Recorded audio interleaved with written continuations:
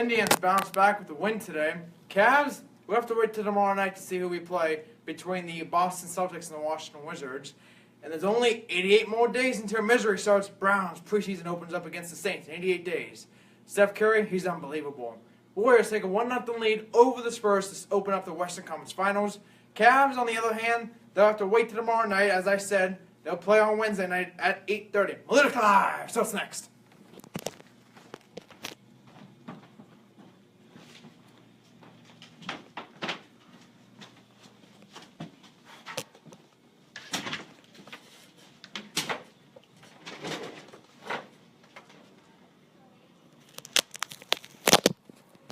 Hello and welcome to Malutic Live.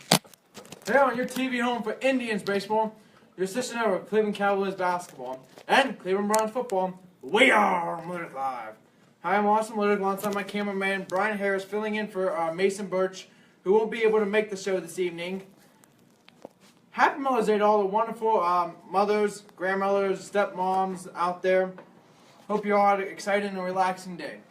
On today's show, we'll start with the Indians-Twins game, followed by the Indians' upcoming schedule, Indians news, Cavs' upcoming series against either the Celtics or the Wizards, Cavs news and some Browns news, MLB games from today, NHL games from today, and NBA games from today, NBA playoff matchups, MLB standings in the Central, NBA upcoming schedule, MLB upcoming schedule, NFC North 2017 regular season schedule, and then we'll wrap things up.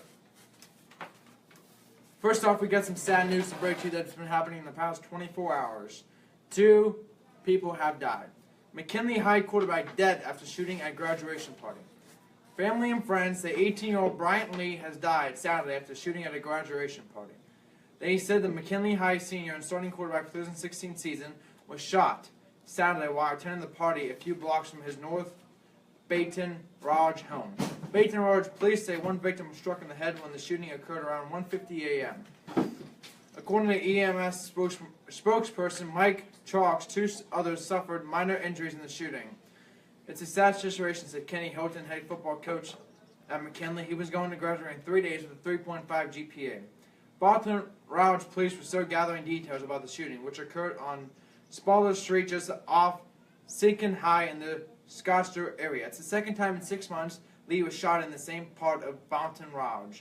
In November, he was hit in the leg during a drive-by shooting while standing outside a house on 73rd Avenue. In both shootings, family and friends said he was an innocent bystander. We were shocked when he got shot the first time, Hilton said. He didn't hang out with a bad crowd. Family said Lee planned to attend Southern University in the fall for engineering. Herman Brewster, the principal of McKinley High, released a school statement regarding the incident. The entire facility and staff at McKinley Senior High School wish to express our deepest sympathy to the family and friends of Bryant Lee. Bryant was an 18-year-old dedicated scholar who put his academics above his job as the leader of a football team. Bryant transferred from McKinley High School from Scotlandville his sophomore year and joined the Panther football team as quarterback. Students and teachers alike will remember Bryant as intelligent, hardworking, focused, fun-loving, and as having a great sense of humor. As a student, he was concerned about his grades. As an athlete, he played tough and gave it all he had. One of the characteristics that coach loved about him is that he was coachable. He was respected by his coaches and teammates. It is hard to gauge the impact a young man like Brian may have had in the world had he fulfilled his plan to attend college and carried his great attitude in dealing with the tragic death of Brian Lee. And we'll focus on encouraging our students to live in a way that honors his memory. Other news that happened this morning, Stephen Palmer, he was an MLB umpire, died in 91 trying to break up robbery, dies at 67. Former big league umpire Stephen Palmer had died at the age of 67. He made his debut in the AAL in 1976. His career was abbreviated after he was shot in the back on July 7, 1991 when trying to break up a robbery in the parking lot of a Dallas restaurant. Palmer was having a late-night meal when 2 servers were just left with mugged. Palmer chased the actors and was shot, leaving him paralyzed from the waist down. Steve Palmer was a great umpire, a gifted communicator, and a widely respected baseball official, known in our sport for his leadership and courage. He had an unexpected impact on both his fellow Major League umpires and baseball fans, who benefited from the ability to explain the rules of our game. MLB Commissioner Robert Manfred said in a statement, Palmer, who lived in the Kansas City area, had been born in poor health. He worked in the 1983 World Series, several playoff series, and All-Star game. He consistently drew praise from players, managers, and fellow umpires for his work. Palmer was told he never walked again after the shooting, but he recovered in time to throw the first pitch in the 91 World Series 3 months later, using a cane and leg brace. He continued to work in baseball as an umpire supervisor with the MLBs. Now I'm moving on to the Indians. Well, they lost the first 2 games to the Twins and then bounced back and won today. Indians, it was all Indians today. They started off leading 1-0 in the second. Actually, 1-0 in the first with the Jason Kipnis leadoff home run. 3 in the second, 4 in the third. Say that way to the 6th, Minnesota scored 2 to make it a 7-2 ball game. 8-2, and then 1-1 for the Twins in the 7th. The final score 8-3. Indians had 13 hits, and the Twins had 9 hits. Losing pitcher was Santiago. He won 7 innings, 6 hits, 6 runs, 2 earned runs, 1 walk, 3 strikeouts. For the Indians, Kipnis had 4 RBIs, along with Santana with an RBI. Robinson, our right fielder, had a RBI, and then Chisenhall had 2 RBIs. Kipnis had an RBI, followed by Kipnis had 2, and then Santana had 1 as well. Bauer, he won 6 innings, 7 hits, 3 runs, 3 earned runs, 7 strikeouts. Shaw won an inning. Miller won another inning, and then Cody Allen won another inning, just to get them some reps in since they haven't been pitching in 3 consecutive games. Scoring summary: Kipnis homered in center to start the game in the first. In the second, Robinson singled to center. Romero scored.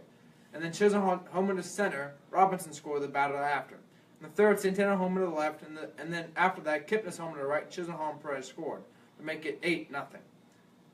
And then in the sixth, Vargas doubled to deep center. Maurer and Sano scored 8-2, and then in the seventh, Plonka homered to the right to make the score 8-3. Home plate umpire was Manny Gonzalez, first base Belden Kuprick, second base Mark Carlson, third base C.B. Buckner. Indians' upcoming schedule: on Monday, they'll play the Tampa Bay Rays at 6:10 p.m. at Progressive Fair. Carlos Carrasco, known as Cooking Ghost for us, 4-2 versus Chris Archer, who is 3-1. On Tuesday, May 16th versus Tampa Bay at 6:10, Danny Salazar is 2-3 versus Jake Odorizzi. He is 2-2. On Wednesday, it's a day game versus Tampa Bay 12:10. Josh Thomas 2-3 versus Alex Cobb. He's also 2-3. We'll have Malutic live for you on Wednesday. It'll be from 11:45 to 12 live from Progressive Field as well. Some Indians news. Indians placed outfielder Brandon Guyer with a left wrist injury on the 10-day DL. They call up Dan Robinson and Eric Gonzalez, designate Michael Martinez for assignment. Now, let's take a look at the Cavs' upcoming schedule. Now, if the Cavs were to play Boston, this is how it would have went. Game 1 would have been Monday, but we don't play it. If the game that's it, the series would have ended in 6 games, which the first game would have been on Monday. But since it's 7 games, we'll have to wait till Wednesday, May 17th. Game 2 will be Friday, May 19th. Game 3, Sunday, May 21st. Game 4, Tuesday, May 23rd. Game 5, Thursday, May 25th. Game 6, Saturday, May 27th. And Game 7, Monday, May 29th. If the Wizards win, Cavs will have home court advantage for the first 2 games, Game 5 and Game 7. But if the Celtics win, we'll start off in Boston. Golden State and San Antonio in the Western Conference Finals. Game 1 was today. San Antonio got beat 113-111. San Antonio led that game by 25 points, but Clyde Leonard left in the third quarter with 5:53 left and never returned to a ankle injury. Game 2 is Tuesday, May 16th. San Antonio, Golden State, 9 o'clock. Game 3, Saturday, May 20th at San Antonio. Game 4, Monday, May 22nd at San Antonio. Game 5, Wednesday, May 24th at Golden State. Game 6, Friday, May 26th at San Antonio. Game 7, Sunday, May 28th at Golden State. Going to some Cavs news now. Tyronn Lue, he wants a bigger role for Kevin Love in the Cavaliers offense.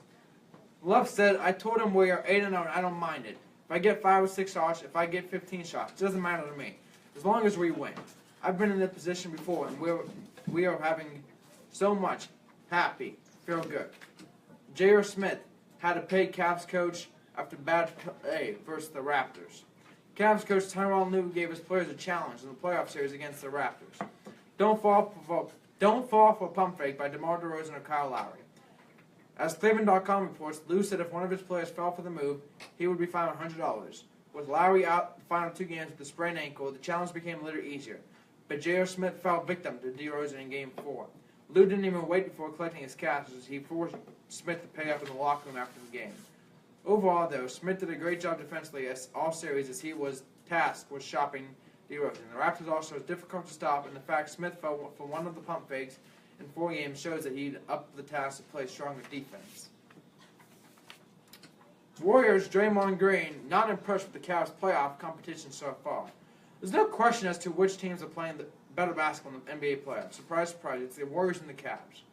Both teams are undefeated, and while the Warriors are still 1 win away from the second consecutive series sweep, the Cavs already dispatched the second-round opponent in the 4 games.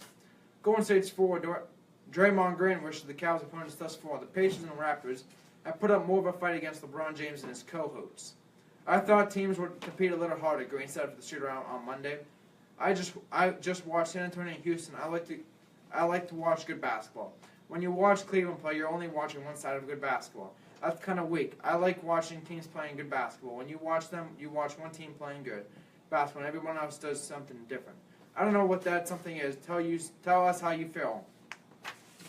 Kobe Bryant doesn't think a third straight Cavs-Warriors finals is bad for the NBA. Browns news now. Ex-Brown Ravens wide receiver Michael Jackson killed in a motorcycle crash. Former Cleveland Browns and Baltimore Ravens wide receiver Michael D. Jackson reportedly was killed in a motorcycle crash Friday morning, according to TMZ Sports. The reporter cites a confirmation from Louisiana State Police that Jackson, who turned 40 in April, was killed in the action in Los Angeles. The reporters say Jackson was driving a 2013 motorcycle at a high rate of a speed about 1 a.m. when a 20-year-old woman blacked out of a parking spot and into the path of Jackson. He reportedly crashed into the woman's driver's side door and killed her as well. The investigation into the crash continues. Jackson, who played 8 seasons in the NFL and led the league in receiving touchdowns in 1996, spoke with Shutdown Corner last summer about the move the Browns franchise following the 1995 season. In the tumultuous first year in Baltimore and the birth of the Ravens organization in the new city. He was a college teammate of Brett Favre at Southern Mississippi and entered the NFL in 1991 with the first year of Browns head coach Bill Belichick. Playing 5 seasons there before finishing an injury-plagued career with the Ravens in 1998. Jackson caught 353 passes for 5,393 yards and 46 touchdowns, including the 14th league-leading scores in 1996 within his 8 seasons. Jackson served as the mayor of Tacubaya, his hometown from 2009 to 2013. Browns' 4th-round Howard Wilson breaks his kneecap and will have possible season-ending surgery. Tough news for the Browns there. Browns wide receiver Josh Gordon reinstatement denied by the NFL. The Browns are still ranked 32nd in ESPN's post-draft power rankings. Take a short break, come back, get you updated on the NFL experts as they predict the Browns' 2017 schedule. Be right back on Malutic Live.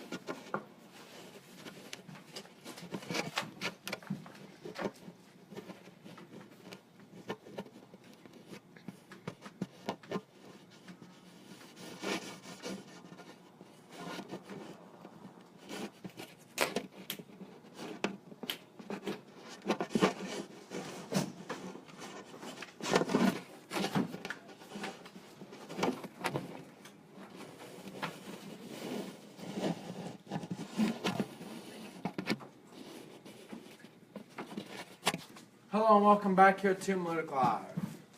Well, the Browns are projected to go 0-17 this season, as ESPN predicted us to go 0-17. They have us losing to the Steelers by 9 points, losing to the Ravens by 9 points, losing to the Bengals by 3.5, losing to the Jets by 6, losing to the Texans by 5, losing to the Vikings by 7, losing to the Lions by 8, losing to the Jaguars by 3, losing to the Bengals by 8, losing to the Chargers by 7, losing to the Packers by just 9 points, losing to the Ravens by 4, and then losing to the Bears by 4.5, and then losing to the Steelers by 11. Browns quarterback depth chart breakdown of the 2017 NFL Draft. Entering to the 2017 season, the quarterbacks on the roster are as follow: Cody Kessler, Brock Osweiler, Deshaun Kaiser, and Kevin Hogan. Kessler will head into camp, which many assume as the projected starting quarterback for the Browns. Last season, he played in 9 games and started 8, and finished with an 0-8 record as a starting quarterback. Now, Kessler will have a full training camp and preseason to prepare to start Week 1. Although, if Osweiler or Kaiser come in and surprises, and don't be surprised if one of them will start. For Osweiler, it is a weird scenario. After helping lead the Broncos to the playoffs, he signed a huge contract with the Texans to start. Unfortunately, it never panned out. The Texans literally had to pay Cleveland to take him. Now, with the Browns, Osweiler will come in and try to win the starting job from Kessler. If he fails to do so, he will most likely be the backup quarterback. Osweiler is very capable backup as he provided in Denver, and if Kessler gets hurt or injured, Osweiler will be a fine replacement. The Kaiser is the quarterback most Browns fans are hoping to start. Kaiser has significant upside, but the goal might be to redshirt Kaiser in year 1. Kaiser has all the right attributes to be a very good starting quarterback in this league for a long time, and at age 21 is still very young to develop, which is exactly what he would do in the season. Oh, Kevin Hogan, the forgotten man in the quarterback room. Many Browns fans have forgotten that Hogan is still a member of this roster. Hogan would need to look almost perfect to make the team. It is unlikely the Browns will carry 4 quarterbacks, and Hogan is the old man out. If he is cut, he will be interesting to see if another teams pick up Hogan or if he signs with the Browns practice squad. For the Browns, the 2017 rookie class, Deshaun Kaiser, quarterback, will wear number 7. Running back Matthew Days will wear number 37. Tight end David Nojiki will wear number 85. Offensive lineman Rod Johnson will wear number 78. Defensive end Myles Garrett will wear number 95. Defensive tackle Larry Ogmanabe will wear number 65. Defensive tackle Caleb Brantley will wear number 99. Jabari Peppers will wear number 27. Quarterback Howard Wilson will wear number 35. Kicker Zane Gonzalez will wear number 5. Undrafted free agents. Tight end Taylor McNamara, 89. Offensive guard Josh Balti will wear number 67. That was worn by Austin Patcher last year. Defensive end Jamie Mox, 68. Defensive end Lady Fleming will wear number 48. Defensive end Carter Scott, number 69. Linebacker B.J. Ballard, number 50. Worn by Scooby Wright in 2016. Linebacker Kenny Ogabity, number 49. Defensive back J.D. Hallman, number 41, worn by Tracy Howard in 2016. Cornerback Channing Stribling, wore number 38. Cornerback Alvin Hill will wear number 42. Safety Kali Nakalu will wear number 43. Wide receiver Randall Howe will wear number 16. The Cleveland radio was fired after saying Jabari Peppers is high all the time.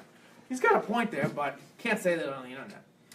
Browns don't have a problem with Myles Garrett calling out Ben Roethlisberger. Myles Garrett is a unique player, not because he's freakily athletic or that he was number 1 pick, but because of his character qualities. He enjoys poetry as a fantastic with dinosaurs and listens to music from the 70s and 80s. He loves his dinosaurs. He also fantasizes him some trash talk. Not long after the draft first overall, Garrett was asked which quarterback he most likely forward to sacking. Not surprisingly, he called out divisional rivalry Ben Roethlisberger. Big Ben is a Super Bowl winner, and I heard he's not hard to take down, Garrett said, so I'm coming for him first, to chop him down. There was nothing wrong with Garrett's comments. He was answering a question, and the Browns have no problem with what their rookie said. General Manager Shashi Brown said, "We're not scared of it. Myles, if you go back and look at his introductory press conference, he has the right amount of levity balancing that confidence." Well, Chris Berman, he used to be an ESPN analysis. He quit. He's no longer an ESPN broadcaster. His wife passed away on Tuesday in a very bad car accident in Connecticut. Katie Berman was killed in a 2-car crash near Connecticut. Berman, a teacher, was married to Chris for more than 33 years and had 2 children, Meredith and Douglas. She was 67. She was driving a 2003 Lexus SC 430 and rear-ended Berta's 203 Ford Escape B. Berman then veered off the road to the right and overturned into a body of water after going down a small embankment. Bertus also veered off the road, hit a utility pole, and overturned in the middle of the road. This is a devastating tragedy and difficult to comprehend, John Skipper, president of the ESPN, said in a statement. Chris is beloved by all of his ESPN colleagues, and for a good reason. He has a huge heart and has given so much to so many over the years. We know how much his family means to him, and we all can do at a moment like this is to give him the love and support we surely need at this honor. Our thoughts and prayers are with Chris, Merritt, Doug, and the entire family. The driver of the other car, Edward Boutrous of Waterbury, Connecticut, also died in the accident. He was 87. Chris Berman joined ESPN in 1997. He married Katie 4 years later. Several NFL teams and players sent out their condolences via social media. The Buffalo Bills are circling their wagons more than ever for Chris Berman and his family. The Bills tweeted out, "Truly saddened to hear Miss Kathy Berman is no longer with us. Praying for you, Chris, as I know you always told me she was your rock." Russell Wilson tweeted out, "Our thoughts are with Chris Berman and family after the passing of his wife, Kathy." Jets wide receiver Robbie Anderson arrested at Miami Music Festival. New York Jets wide receiver Robbie Anderson was arrested at a music festival in Miami. Kendrick Perkins says Kevin Durant and Russell Westbrook might be joining back with the OKC Thunder. Take a short break, come back, get you to the only games happening today in the league. Be right back on Malutic Live.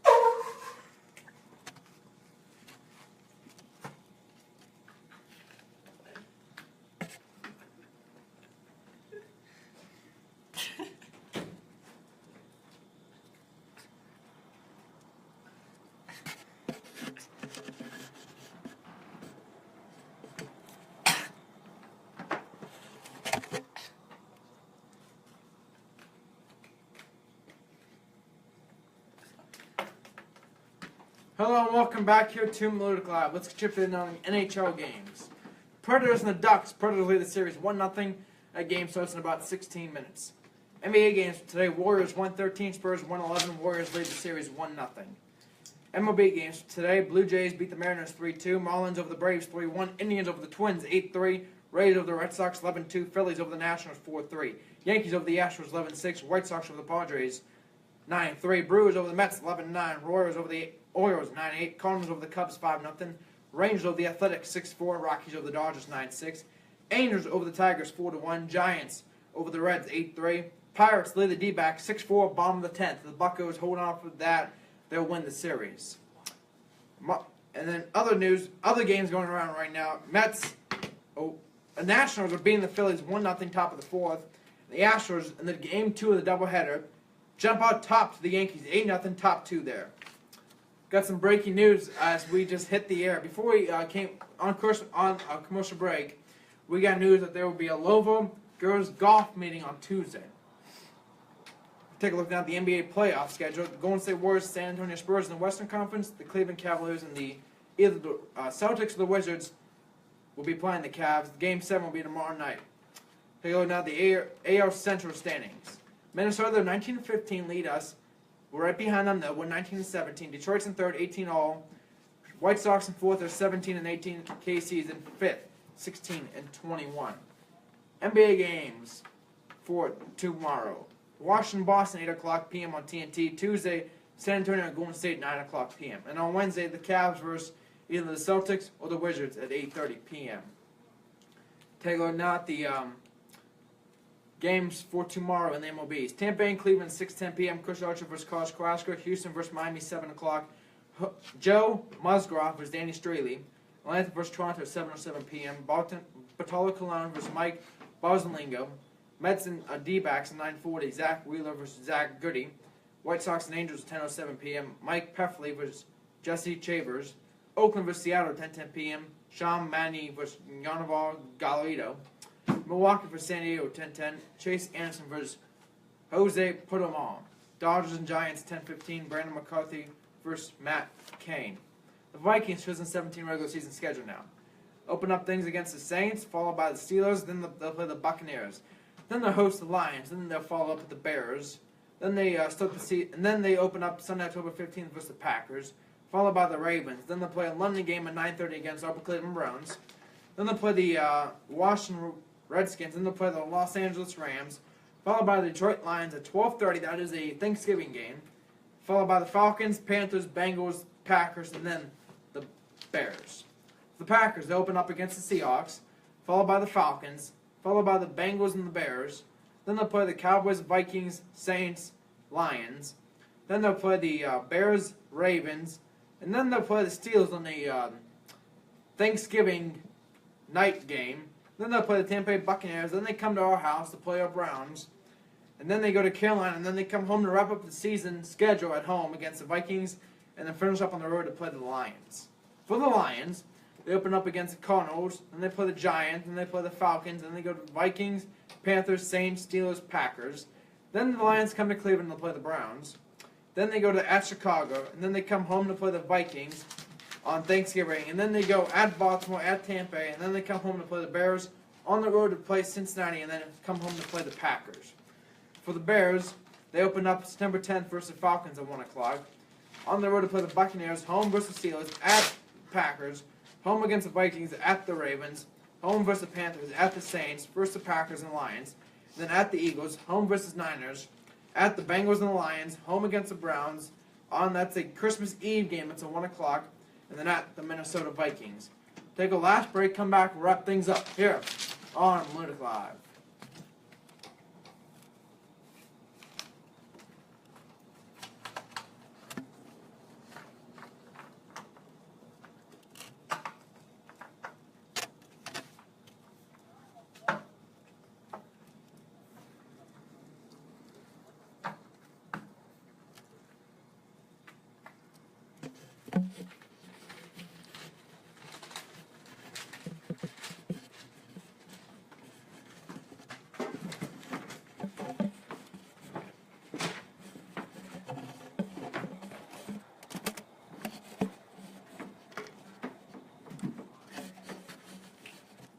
Hello and welcome back here to Malutic Live. Our next show will be on Wednesday. We'll be broadcasting live from Progressive Field. We'll go 11:45 until 12 o'clock. Josh Tomlin is scheduled to pitch for the Tribe versus Chris Archer. Tampa Bay Rays will wrap up the 3-game series against them. That's a 12-10 game. We'll go from 11:45 until 12 live from Progressive Field. Reminder to all spring sport banquets participations to mail or turn in your RSVP for the sports banquet. RSVP is due by Tuesday. You can send it to Adrian Sespi at 2790 Lehigh Lane Drive in Lovo, Ohio. Well, for my cameraman Mason Butch, activity director is Ian Mason, janitors Nicholas Case and Samuel Garris, trainer is Brian Harris. Everyone, please have a safe and enjoyable Happy Mother's Day to all you excellent mothers and grandmothers out there. See you on Wednesday from 11:45 until noon at Progressive Field. But until then, most importantly, remember, I love you, Ohio, and I love you, Cleveland.